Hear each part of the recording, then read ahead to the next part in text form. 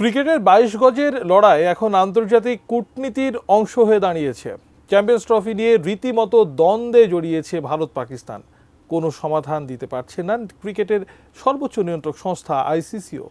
পরিস্থিতি দিনকে দিন হচ্ছে জটিল থেকে জটিলতর। এমন পরিস্থিতিতে ভারত পাকিস্তান দ্বন্দ্ব নিয়ে কথা বলেছে যুক্তরাষ্ট্র। কি বার্তা দিল ওয়াশিংটন? বিস্তারিত জানাচ্ছেন সহকর্মী শেখ ফরিদ।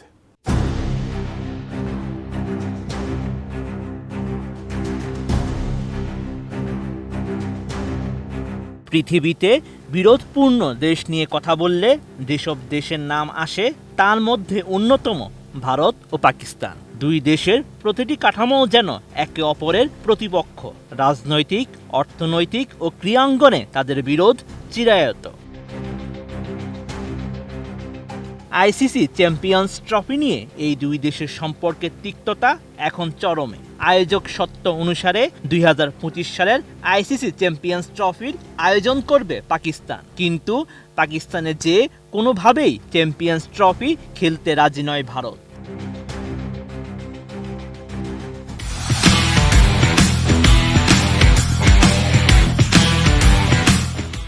এতে চ্যাম্পিয়ন্স ট্রফির ভেন্যু নিয়ে তৈরি হয়েছে অনিশ্চয়তা। দুই দেশ জড়িয়েছে সেই পুরনো রেষারেষিতে।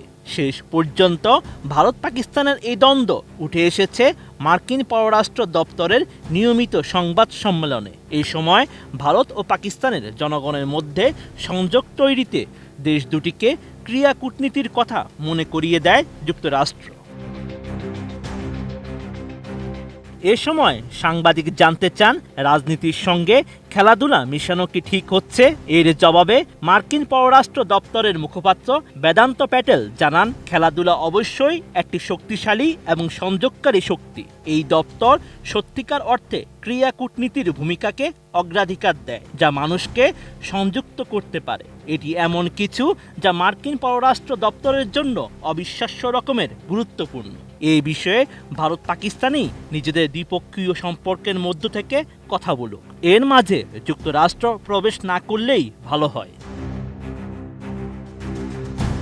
প্রাথমিক সূচি অনুযায়ী পাকিস্তানে চ্যাম্পিয়ন্স ট্রফি হওয়ার কথা আগামী ১৯ ফেব্রুয়ারিতে, কিন্তু ভারত সরকার পাকিস্তানের দল পাঠাতে নিষেধ করেছে বলে আইসিসিকে জানায় দেশটির ক্রিকেট বোর্ড বিসিসিআই। এর জেরে আইসিসির কাছে ভারতের সিদ্ধান্তের বিষয়ে ব্যাখ্যা চেয়ে চিঠি পাঠিয়েছে পাকিস্তান ক্রিকেট বোর্ড। সব মিলে দুই দেশের কূটনীতিতে এখন ক্রিকেট ইস্যু আবারও সক্রিয়। এ নিয়ে চ্যাম্পিয়ন্স ট্রফি আয়োজন এখন অচল অবস্থায়।